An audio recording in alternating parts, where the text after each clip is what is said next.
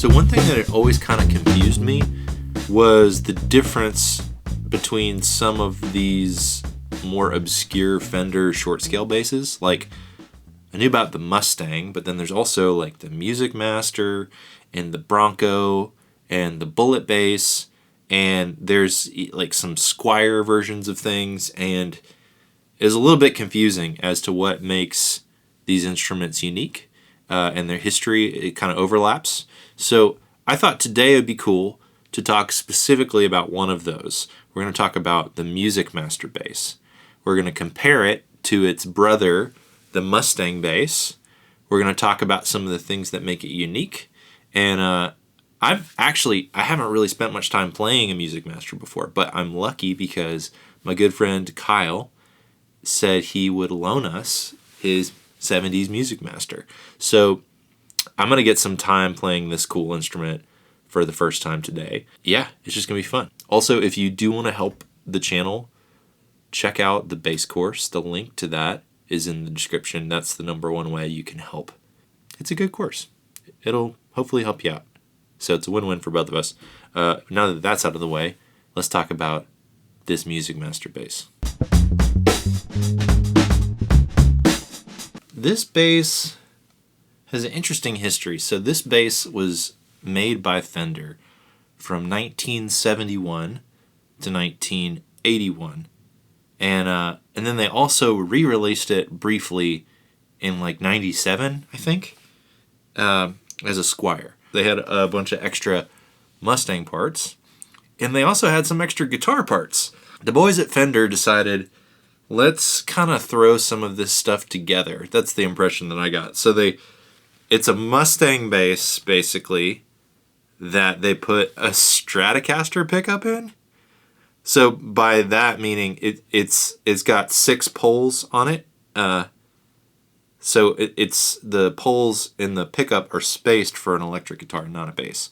And then also, it's got this one piece of plastic, right? It's this one pick guard that has all of the electronics mounted on it. Oh, another big difference is the bridge. It's got these 2 saddles. I'm used to bridges, each string having their own saddle, which makes it a lot easier to adjust the intonation and the string height.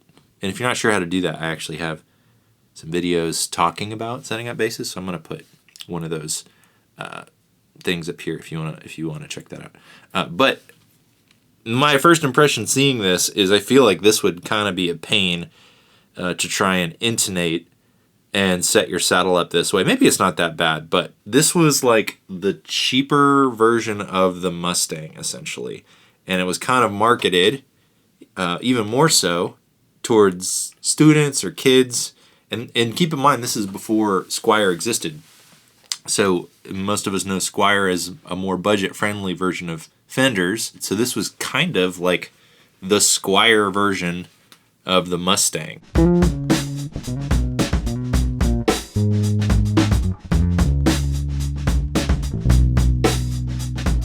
Before we get too far, let's talk about what we're going to compare it to. So this is my Mustang bass here. This is not a vintage Mustang. This is a Justin Mendel Johnson signature bass, basically a clone of a 1967 Mustang bass. The Mustang bass, it was made by Fender from 1966 through 1981. Right? And then our Musicmaster is 71 to 81. So their histories overlap, and it seems like 1981 was an interesting time at Fender because that was around the time that Squier came on the scene, and they discontinued some of these basses. They look very similar, right? Because they have some of the same parts, same body, the same neck.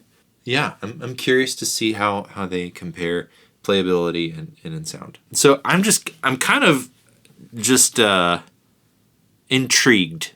I'm intrigued by this bass. It looks cool, it looks fun, but to me it's got a weird bridge and it's got a guitar pickup. So the question is it not as good? So let's plug it in and see what it's all about.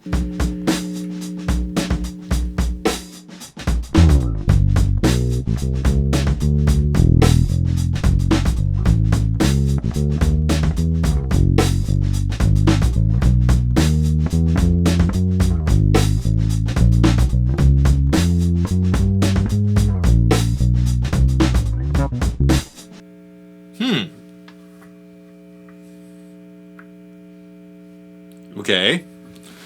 Yeah, this bass kind of rips. I'm honestly very surprised that that's a Stratocaster pickup. For being a parts bass, if that's true, I'm impressed with the Musicmaster so far.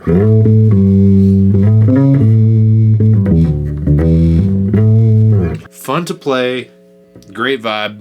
I want to play loud in a rock club with this. I grew up in Athens, Georgia. I want to play the 40 watt with this bass. If you know what the 40 watt is. Here's the thing: when you're comparing things, it's easy to get excited when things are loud and when things are overdriven. But you have to ask yourself: are you excited because you like the way loud, overdriven things sound, or do you like the way the bass sounds? So I'm going to try and do this as scientifically as possible. I'm going to try and have a version of playing the same line with the Mustang and with the Musicmaster, playing the same line through the same signal chain. But for the comparison, I want to put a similar age of rounds on,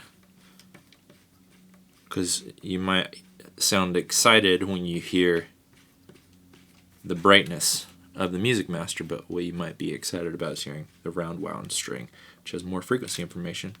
It sounds brighter. So it's not a fair comparison to compare these basses with different types of winding, different types of strings. That's another thing. The big difference is the age of the string. Brand new strings sound super different than month-old strings, which sound super different than 3-year-old strings. And the thing with bass too is you don't have to throw your strings away. I feel like guitar players are always changing their strings and getting new strings and breaking strings.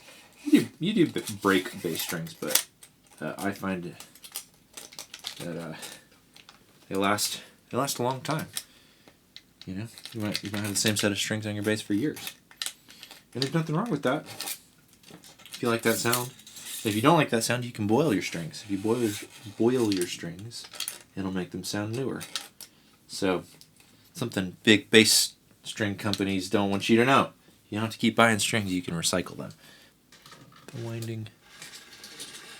Just gonna set these aside for a minute, put on the rounds.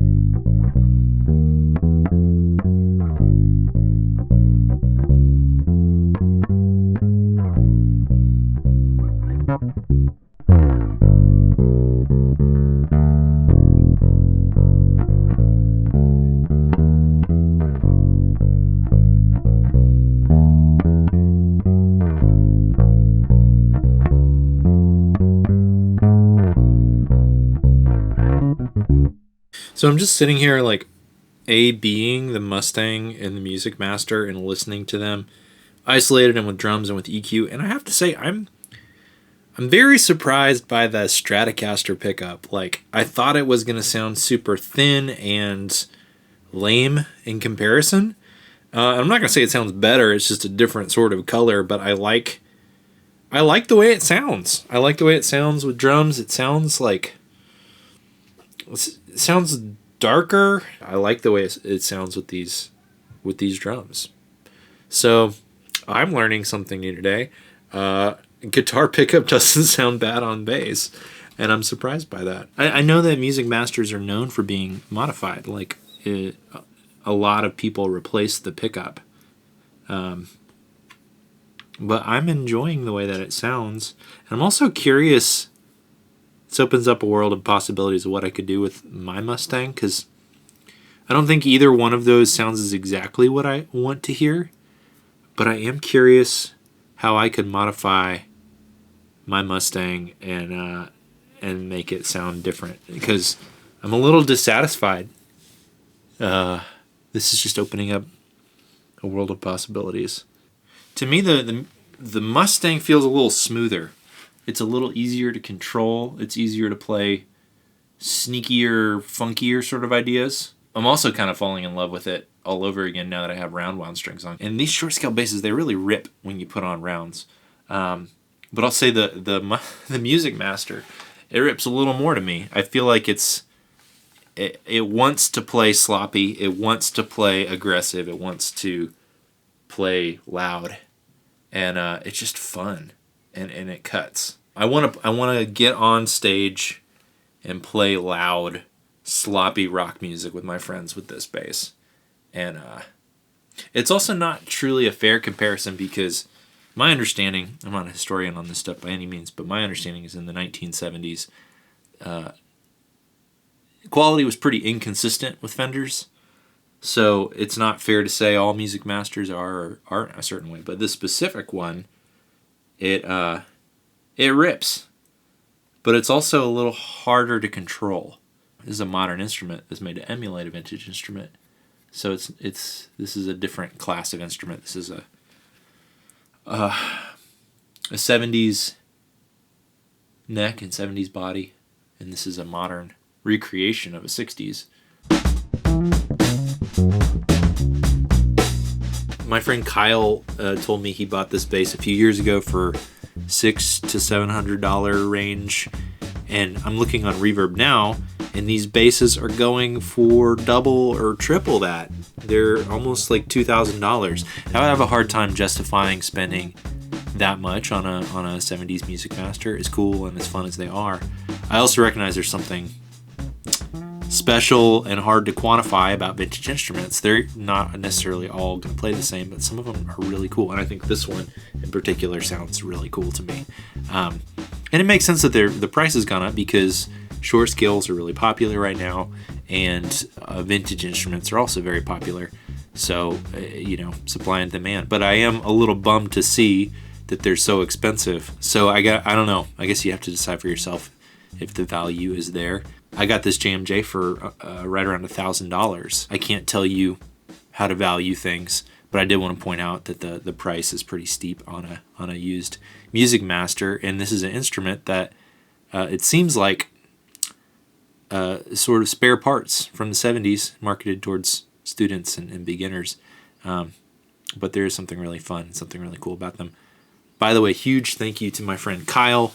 Thank you, Kyle, for loaning me this awesome bass for this video, and thank you for hanging out and supporting the channel. So if you do want to support the channel, check out the course. The link's in the description, and I'll see you on the next video.